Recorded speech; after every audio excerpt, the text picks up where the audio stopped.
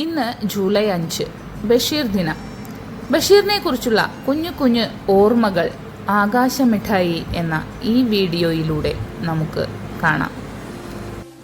അനശ്വരനായ സാഹിത്യകാരൻ ബഷീറിന്റെ ഓർമ്മ ദിനമാണ് ഇന്ന്. മലയാള സാഹിത്യത്തിൽ പകരം വയ്ക്കാൻ മറ്റൊരാളില്ലാത്ത ഒരു സാഹിത്യകാരനാണ് വൈക്കം മുഹമ്മദ് ബഷീർ എന്ന ബഷീർ. മലയാളത്തിൽ സ്വന്തമായൊരു സാഹിത്യ ശാഖയുള്ള വ്യക്തിയാണ് അദ്ദേഹം.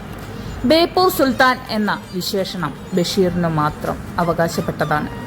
മലയാള ഭാഷയിൽ ഒരു പുതുഭാഷയുടെ ശബ്ദതാരാവലി തന്നെ സൃഷ്ടിച്ചെടുത്തു. നാടൻ മൊഴികളുടെയും നാട്ടുഭാഷകളുടെയും സൗന്ദര്യതലം അദ്ദേഹം തന്റെ കഥകളിലൂടെ കാട്ടിത്തന്നു.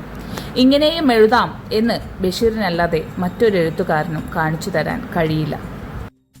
പ്രകൃതി സ്നേഹം തുടിക്കുന്ന, നർമ്മത്തിൽ ചാലിച്ച, ചിരിപ്പിക്കുകയും ചിന്തിപ്പിക്കുകയും ചെയ്യുന്ന ഒട്ടനവധി കഥകളും കഥാപാത്രങ്ങളും നമുക്ക് സമ്മാനിച്ചിട്ടാണ് ആ കഥാകാരൻ ഈ ലോകത്തു നിന്ന് പറന്നകന്നത്. തൻ്റെ എഴുത്തിലും ജീവിതത്തിലും അദ്ദേഹം ഒറ്റയ്ക്ക് വഴിവെട്ടിയവനാണ്.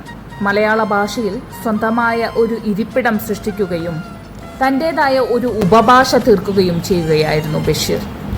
അളുംബൂസൻ, ലൊട്ടുലൊടുക്കൂസ്, ഗുത്തിനഹാലിട്ടലിത്താപ്പോ, ആകാശമിഠായി, ബടുക്കൂസ്, ഉമ്മിണിഷ, ബുദ്ധൂസ്, കുഡോ, ദുസ്, ദുസ് തുടങ്ങി വായനക്കാർക്കൊട്ടും പരിചിതമല്ലാത്ത ഭാഷയിൽ ലളിതമായ, ഗ്രാമീണമായ, പച്ചയായ നർമ്മവും ചിന്തയും ദുഃഖവും എല്ലാം ഒത്തുചേരുന്ന പല ജീവിതങ്ങളും അദ്ദേഹം കാണിച്ചു തന്നു. പ്രേമലേഖനം, ബാല്യകാലസഖി, പാത്തുമ്മായുടെ ആട്, ഭൂമിയുടെ അവകാശികൾ, മതിലുകൾ, രുപ്പൂപ്പാക്കൊരാനേണ്ടാർന്ന്, വിശ്വവിഖ്യാതമായ മൂക്ക്, മാന്ത്രിക പൂച്ച തുടങ്ങിയ ഒട്ടനവധി കൃതികൾ അദ്ദേഹം രചിച്ചു. ഈ സാഹിത്യ ലോകത്ത് ഒട്ടനവധി ഓർമ്മകൾ അവശേഷിപ്പിച്ചിട്ടാണ് അദ്ദേഹം ഈ ലോകത്തു നിന്ന് വിട പറഞ്ഞത്. നമുക്ക് അദ്ദേഹത്തിൻ്റെ ഓർമ്മകളിലൂടെ ഒന്ന് സഞ്ചരിക്കാം.